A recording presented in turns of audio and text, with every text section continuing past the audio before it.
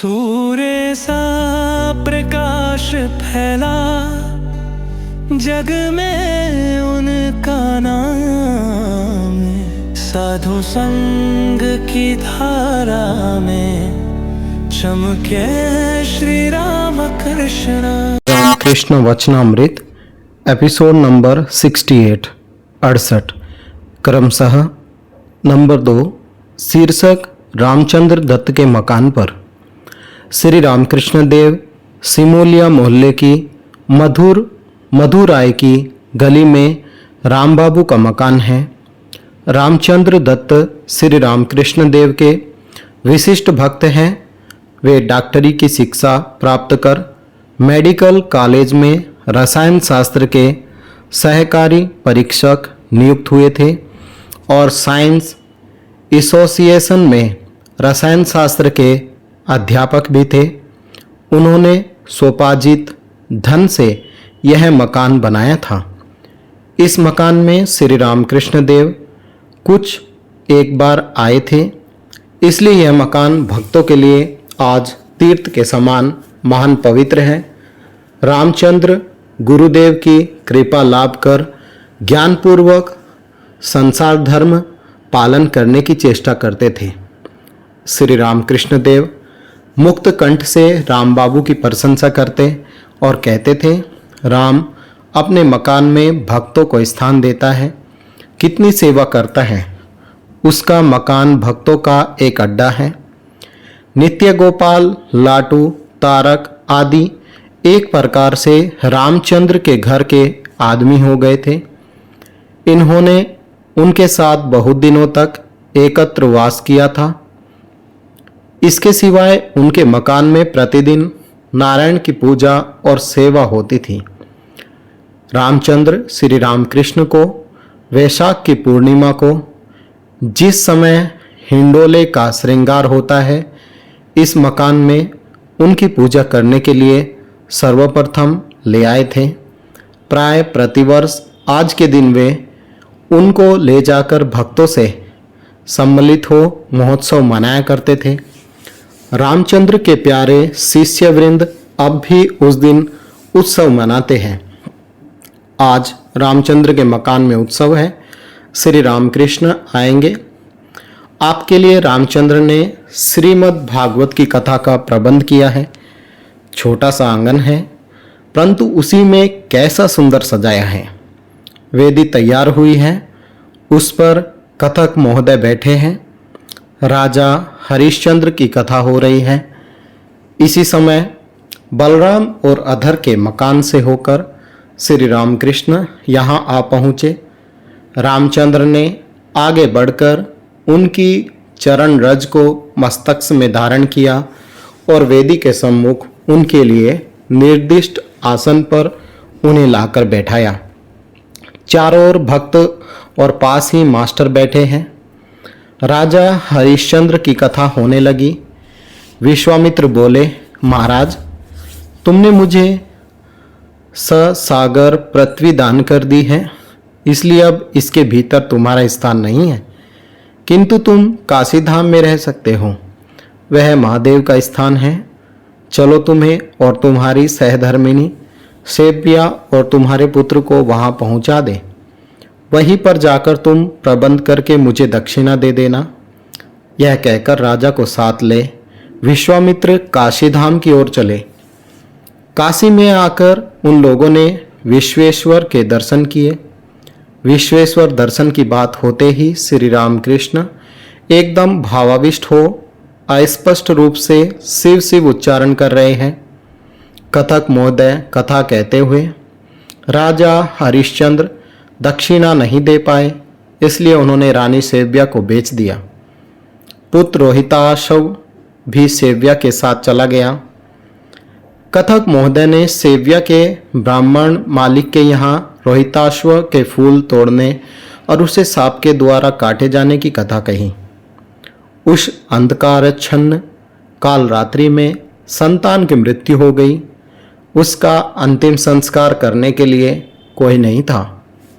गृह स्वामी वृद्ध ब्राह्मण सैया त्याग कर नहीं उठे। पुत्र के शव को गोद में लिए सेव्या अकेली ही शमशान की ओर चल पड़ी। बीच बीच में बादल गरज रहे थे और बिजली कड़क रही थी। एक एक बार घोर अंधकार को चीरती हुई बिजली चमक दिखा जाती थी। भयभीत शोकाकुल सेव्या रोती हुई चली जा रही थी। पत्नी और पुत्र को बेचने पर भी दक्षिणा की राशि पूरी न होने पाई, इसलिए हरिश्चंद्र ने स्वयं को एक चांडाल को बेच डाला था। वे शमशान में चांडाल बने बैठे हैं। कर वसूल करने पर ही अग्नि संस्कार करने देंगे। कितने ही शव जल रहे हैं, कितने जलकर भस्मीभूत हो गए हैं। घोर अंधेरी रात में शमशान कितना भयवान दिखाई दे रहा है। सेव्या उस स्थान पर आकर विलाप करने लगी। उस करुण क्रंदन को सुनकर ऐसा कौन है जो व्याकुल न हो, जिसका हृदय विदीर्ण न हो। सभी श्रोतागण रो पड़े। श्री रामकृष्ण क्या कर रहे हैं? वे स्थिर होकर कथा सुन रहे हैं। बिल्कुल स्थिर हैं। केवल एक बार आंख के कोने में एक बूंद आंसू छिलक उठा, पर आपने उसे पोंछ डाला।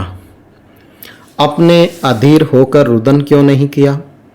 अंत में रोहिताश्व को जीवन दान, सब लोगों का विश्वेश्वर दर्शन और हरिश्चंद्र का पुनः राज्य लाभ वर्णन कर कथक महोदय ने कथा समाप्त की। श्री रामकृष्ण बहुत समय तक वेदी के सम्मुख बैठकर कथा सुनते रहे। कथा समाप्त होने पर बाहर के कमरे में जाकर बैठे। चारों ओर भक्त मंडली बैठी है। कथक भी पास आकर बैठ गए। श्री रामकृष्ण कथक से बोले, कुछ उद्धव संवाद कहो। मुक्ति और भक्ति, गोपी प्रेम। कथक कहने लगे, जब उद्धव वृंदावन आए, गोपियाँ और ग्वाल बाल उनके दर्शन के लिए व्याकुल हो दौड़कर उनके पास गए। सभी पूछने लगे, श्री कृष्ण कैसे हैं? क्या वे हम लोगों को भूल गए? क्या वे कभी हम लोगों का स्मरण करते हैं? यह कहकर कोई रोने लगा। कोई उन्हें सातले वृंदावन के अनेक स्थानों को दिखलाने और कहने लगा, इस स्थान में श्री कृष्ण ने गोवर्धन धारण किया था। यहाँ पर धेनुकासुर और वहाँ पर सक्टासुर का वध किया था। इस मैदान में गौओं को चराते थे। इसी यमुना के तट पर वे विहार करते थे। यहाँ पर ग्वाल बालों सहित क्रीड़ा करते थे। इस कुंज में गोपियों के साथ वार्तालाप करते थे। उद्धव बोले, आप लोग कृष्ण के लिए इतने व्याकुल क्यों हो रहे हैं? वे तो सर्वभूतों में व्याप्त हैं। वे साक्षात नारायण हैं।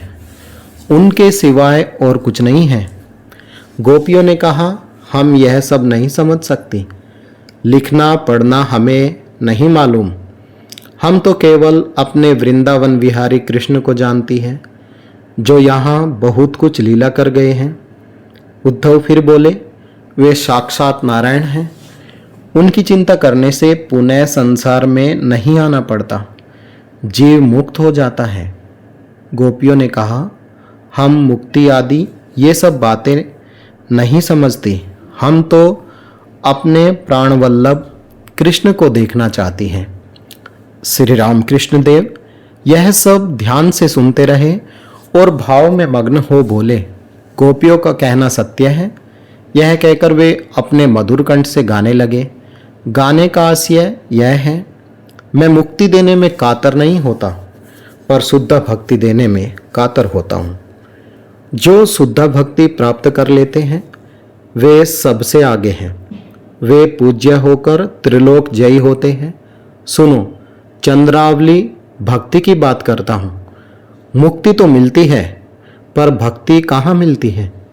भक्ति के कारण मैं पाताल में बलि राजा द्वारपाल होकर रहता हूँ।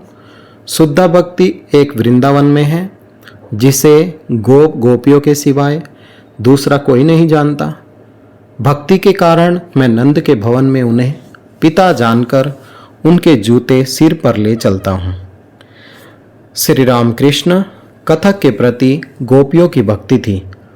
प्रेमा भक्ति, अव्यभिचारिणी भक्ति। निष्ठा भक्ति, व्यभिचारिणी भक्ति किसे कहते हैं जानते हो? ज्ञान मिश्रित भक्ति। जैसे कृष्ण ही सब कुछ हुए हैं, वे ही परब्रह्म, वे ही राम, वे ही शिव, वे ही शक्ति, पर प्रेम भक्ति में उस ज्ञान का संयोग नहीं है। द्वारका में आकर हनुमान ने कहा, सीताराम के दर्शन करूंगा। भगवान रुक्मणी से बोले, तुम सीता बनकर बैठो, अन्यथा हनुमान से रक्षा नहीं। पांडवों ने जब राजसूय यज्ञ किया, उस समय देश देश के नरेश युधिष्ठिर को सिंहासन पर बिठाकर प्रणाम करने लगे। विभीषण बोले, मैं एक नारायण को प्रणाम करूंगा और दूसरे को नहीं। यह सुनते ही भगवान स्वयं भूमिष्ठ होकर युधिष्ठिर को प्रणाम करने लगे। तब विभीषण ने राजमुकुट धारण किए हुए भी युधिष्ठिर को साष्टांग प्रणाम किया। जानते हो, जैसे घर की बहू अपने देवर, जेठ, ससुर और स्वामी सबकी सेवा करती है, पैर धोने के लिए जल देती है, अंगोछा देती है, पीड़ा रख देती है, परंतु दूसरी तरह का संबंध एकमात्र स्वामी ही के साथ रहता है। आज का पाठ यहीं तक। ओम निरंजनम नित्यमनंतरूपम भक्तानुकंपा धृत विग्रहं वे ईशावतारं परमेशमीड्यं तं रामकृष्णं शिरसा नमामि। जय श्री राम कृष्ण।